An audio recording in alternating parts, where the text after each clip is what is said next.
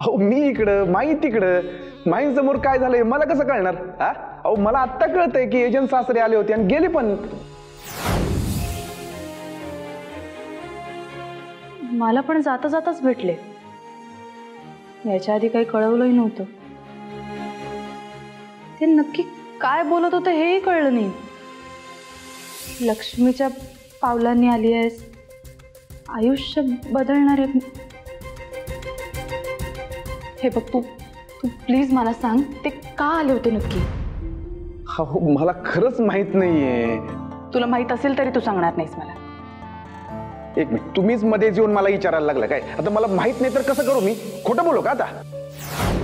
खोटं बोलू का आता? म्हणजे एरवी तू खोटं बोलतच नाहीस. म्हणजे मी एक मिनिट, मी खोटं ऐक ना, तुला नाही सांगायचंय ना, तू नको सांगूस. खरंच माझं चुकलं, मी तुला विचारायला आले, ह्या पुढे नाही विचारणार बस. अहो हे बघा मी अहो ऐका ऐका माझं. असं यांचं हे सगळं असं सुरू राहिलं ना, एक दिवस ते भगवे कपडे घालून मला हिमालयात जाऊन विद्या पण शिकून घ्यावी लागेल. आता नाही माहित तर कसं सांगू यांना काय?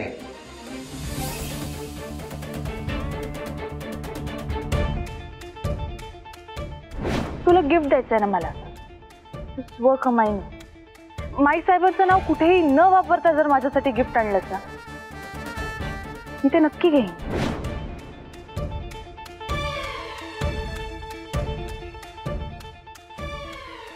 अंगाला आग लावून घ्यायची आणि डायरेक्ट खाली नदी उडी मारायची. जो कोणी स्टंट करेल ना 50,000 जिंकेल. अरे अक्का गोला बदन में शोला. अरे हाय का कोणाच्या दम? ओ दादा हाय तुमच्या दम?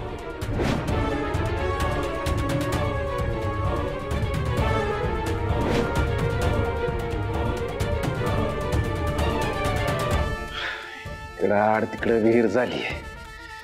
ही जोखीम उचलायला गेलो तर अंगलट पण येऊ शकतं. नाही उचल तर वैद्यांना गिफ्ट कसं देणार? पाडव्याचं गिफ्ट तर द्यावंच लागेल ना. एक तर माझ्याकडे काही काम नाही आणि दुसरं हे त्यांना स्वकष्टाचं गिफ्ट हवंय. तर पर्याय एकच उरलाय आणि तो म्हणजे हाच.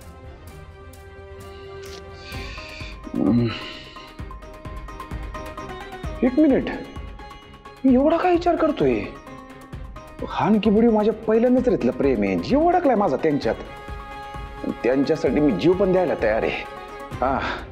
ठरलं, आता माघार नाही. माझ्या प्रेमासाठी मी अग्निपरीक्षा द्यायला तयार आहे.